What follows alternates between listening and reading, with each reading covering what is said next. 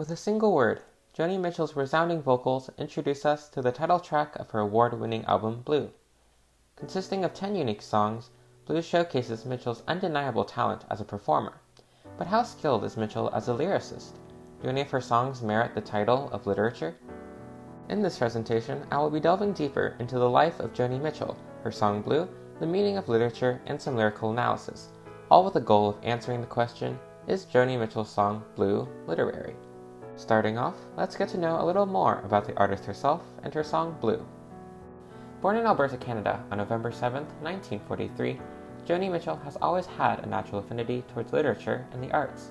Despite an unfruitful early career as a musician, upon moving to the States, Mitchell's talent was finally recognized by mainstream media. Ever since, Mitchell has received a legendary status for her work in jazz, folk, pop, and rock. But that isn't to say Mitchell's life was an easy ride. Guilt, pain, loss, and longing were all emotions felt heavily throughout her journey to fame. Ironically, it was through these tragic experiences that Mitchell gained the inspiration to write her most decorated album, Blue. The overarching theme of Blue is best encapsulated by its title track. In Blue, the song, Mitchell recounts her experience of disillusionment with the onset of depression in great detail. When asked why she chose to write Blue, she responded, "When I realized how popular I was becoming, it was right before Blue, and I went, oh my God, a lot of people are listening to me. Well, then they better find out who they're worshiping. Let's see if they can take it. Let's get real." So I wrote Blue, which horrified a lot of people. This leads us to the question of the day. Given the talent of the artist and depth of the song's themes, can the lyrics of Blue be considered literary? To answer this question, we need to define what makes a piece of work literary. From an etymological standpoint, the term literature originates from the Latin literatura, meaning writing formed with letters. However, this definition is not incredibly satisfactory, for there must be some intangible aspect of literature that distinguishes it from any random string of characters. Upon further deconstruction, we can see that literature must, secondly, tell a story, and finally, provide the audience with a sense of value. So, what does this mean for Blue? The lyrics of Blue definitely consist of words, but how about the other two criteria? Well, Mitchell's usage of motifs, figurative language, and other literary devices do convey a powerful story of her relationship with depression. Furthermore, this unrestrained insight into her experience with depression is undeniably valuable for the audience, who will gain a new perspective on mental health. To support these claims, we need not to look any further than the lyrics themselves. The song Blue is divided into 4 distinct segments. In chronological order, they are verse 1, verse 2, the bridge, and finally verse 3. The first verse reads, "Blue, songs are like tattoos, you know I've been to sea before, crown and anchor me, or let me sail away." These lines foreshadow 2 recurring motifs that will be utilized in illustrating Mitchell's experience with depression. We'll be exploring these in depth later on, but for now I wish to highlight the personification of Blue. Blue in this context is the embodiment of melancholic emotions. In her writing, Mitchell treats Blue as if it were a person, by addressing it directly. This interplay between Mitchell and her personified emotions provides us with a different perspective on feelings, as something separate from ourselves rather than a product of.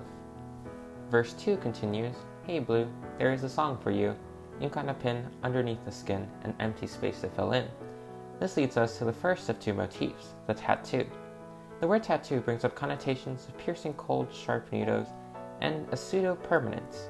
This illusion of permanence greatly reflects many individuals' perception of depression as an inescapable feeling of dread.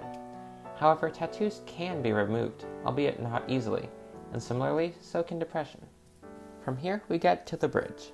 Well, there's so many sinking now, you gotta keep thinking you can make it through these waves.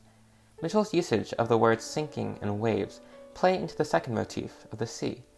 Sea and tattoos share many similar connotations such as sharpness and coldness, but sea adds another layer by introducing an element of helplessness to depression. In this verse, Mitchell encourages the listener to keep their heads above water despite the foreboding waves, which in this case represent troubling or woeful thoughts. Acid, booze, and needles, guns, and grass. Lots of laughs, lots of laughs. The lyricist draws from her own experience in dealing with depression when writing these lines. What is worth noting in this verse is the repetition of lots of laughs. Repetition in poetry is used to provide emphasis on an idea or concept, though here it has more of an emotional appeal.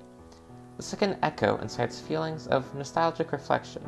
Finishing off the bridge, Everybody's saying that heck's the hippiest way to go. Well, I don't think so, but I'm gonna take a look around it though. Blue, I love you. A defining feature of the era in which this song was written were the hippies, a Western counterculture movement that opposed traditional Catholic values. Mitchell was loosely a part of this community, adopting their lifestyle, which momentarily helped with her depression. In the last line of this verse, Mitchell even goes as far as embracing the hippies' teachings of love by expressing love towards Blue. Now in the final verse, Blue, there's a shell for you, inside you'll hear a sigh, a foggy lullaby. There is your song from me. The shell comes back to this motif of the sea. In context, it represents an empty space for Blue to fill in, similar to filling an empty patch of skin with tattoos. Meanwhile, the sigh heard inside the shell could be Mitchell coming to terms with her current emotions. Amidst an uncertain future, represented by all the fog, all she has now are her songs. So what's the final verdict? Is Blue an exemplar of literature? The answer is a resounding yes.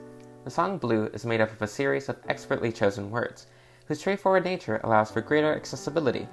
It effectively illustrates Joni Mitchell's story of her trials and tribulations with depression, while also capturing an essence of the era in which the song was written. The plethora of literary devices, ranging from repetition of lines to motifs of the sea, utilized throughout the song's lyrics, provide the listener with a fuller perspective, and in doing so allows us to develop empathy, while also raising awareness to an often sensitive issue. For all those reasons and more, Joni Mitchell's song Blue is undeniably literary.